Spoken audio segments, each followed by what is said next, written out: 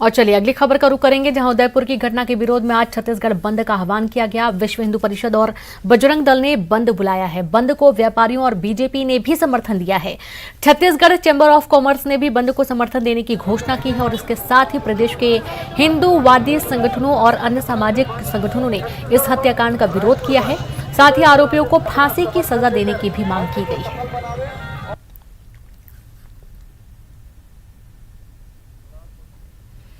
तो आरोपियों को फांसी देने की मांग की गई है और आप देखिए पूरे छत्तीसगढ़ में बंद का आह्वान किया गया है।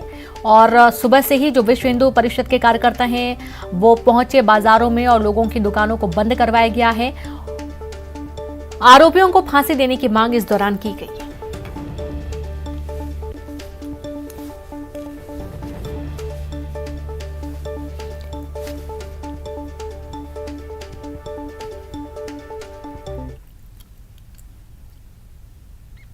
उदयपुर की घटना के विरोध में बीजेपी, विश्व हिंदू परिषद और बजरंग दल ने आज बंद बुलाया है और ये लोग जगह जगह जाकर बंद करवा रहे हैं। यहाँ दारू भट्टी है, शराब की जो दुकान है वो खुली हुई थी। यहाँ पर आप देख सकते हैं कि बीजेपी के जो कार्यकर्ता है, विश्व हिंदू परिषद के कार्यकर्ता यहाँ पर पहुंचे हैं और ये राजस्थान की सरकार काम नहीं कर पाई, लेकिन आज उसी के समर्थन में कन्हैया को श्रद्धांजलि देने के लिए पूरे देश में जो आक्रोश है उसका प्रकटीकरण आज छत्तीसगढ़ में विश्व हिंदू परिषद उनके बैनर पर भारतीय जनता पार्टी एक समर्थक के रूप में हम आज इसका विरोध कर रहे हैं और इस विरोध स्वरूप हम यहाँ पर श्रद्धांजलि अर्पित कर रहे हैं। लेकिन आज शर्म की बात है, उस कन्हैया के हत्यारों को पकड़ने, उसकी निंदा करने की जगह कांग्रेस पार्टी यहाँ समर्थन कर रही है और शराब की दुकान खुलवाकर लोगों को शराब पिलाने में व्यस्त है। इससे शर्मनाक चीजें नहीं हो सकती।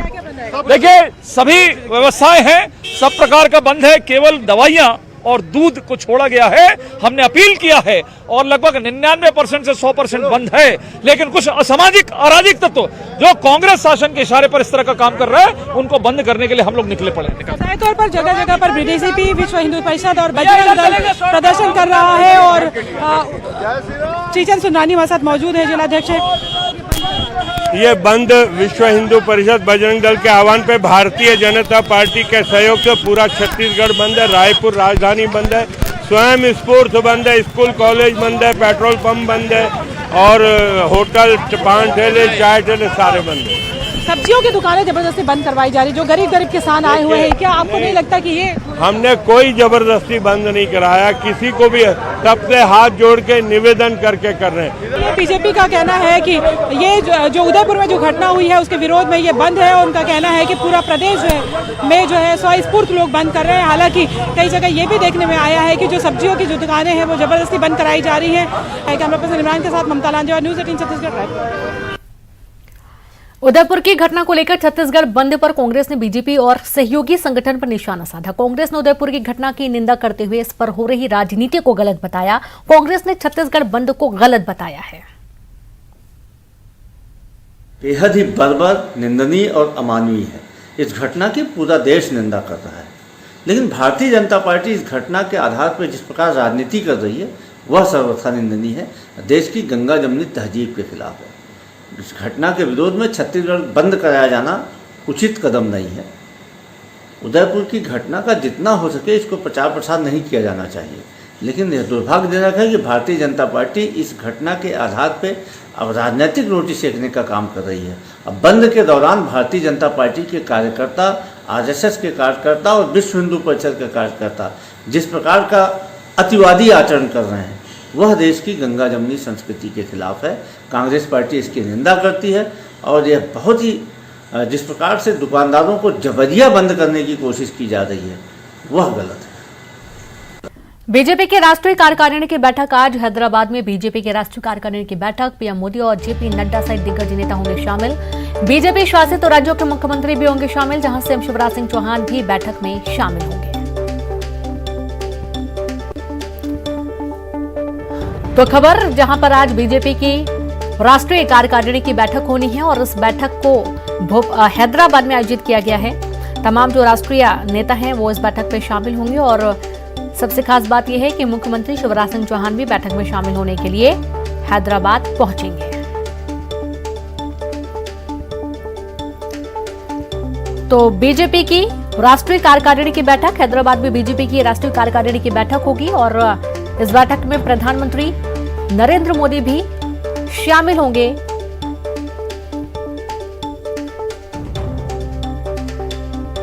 बड़ी खबर,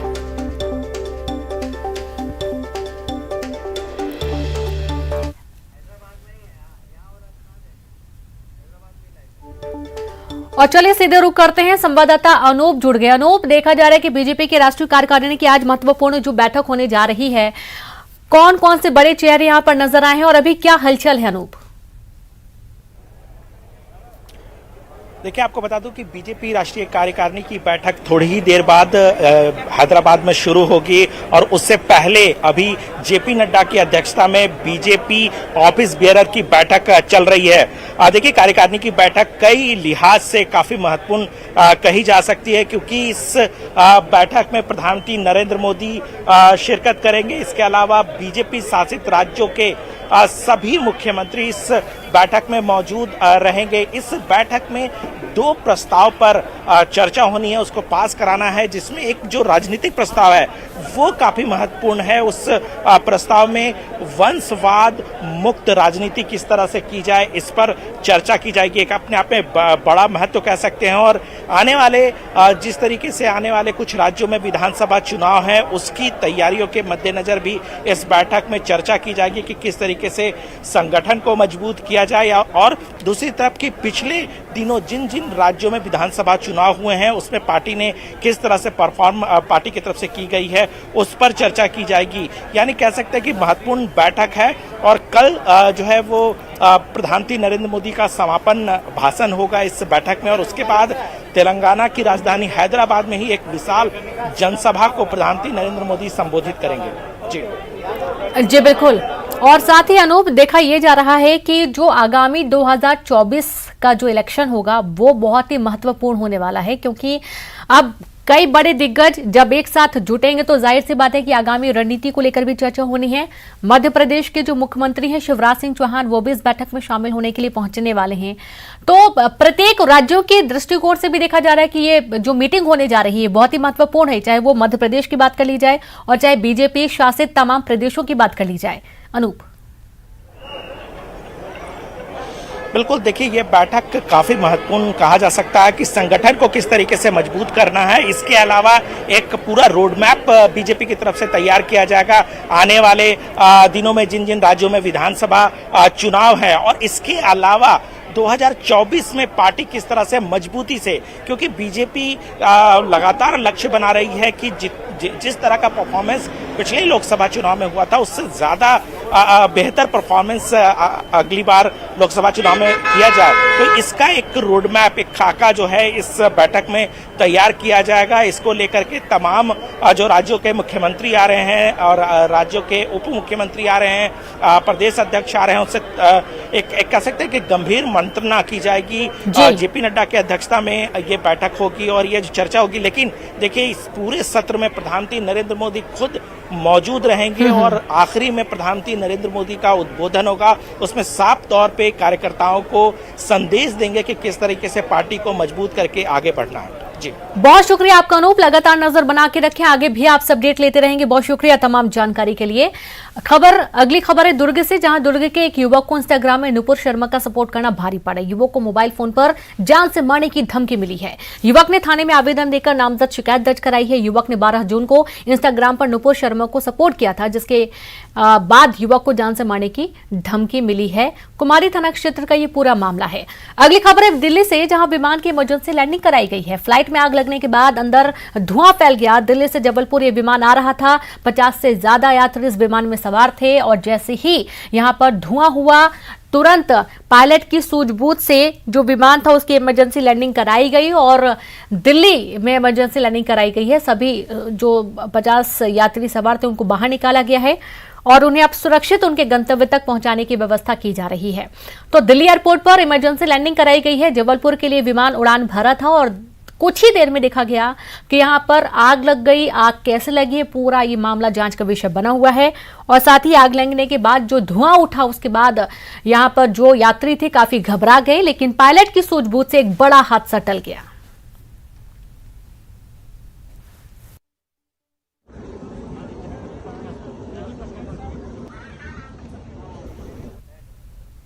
गुजरात के गोंडल में स्कूली बच्चों से भरी बस ओवर ब्रिज के नीचे पानी में फंस गई। बाद में मौके पर पहुंचे स्थानीय लोगों ने कड़ी मशक्कत के बाद बच्चों से भरी बस को धक्का देकर पानी से बाहर निकाला।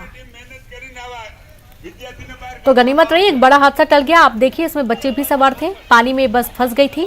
आसपास के लोगों ने मानवता की मिसाल पेश की है और बस को धक्का देते हुए इस पानी के बीच मझधार से बस को बाहर निकाला जा सका। ड्राइवर की गलती से ब्रिज के नीचे बस फंस गई थी, लेकिन अच्छी बात यह है कि बस को बाहर निकाल लिया गया। इसमें बच्चे भी सवार थे और स्कूली ये बस है, आप जैसा कि देख पा रहे होंगे, और धक्का देकर इसे पुल के नीचे से बाहर निकाला गया।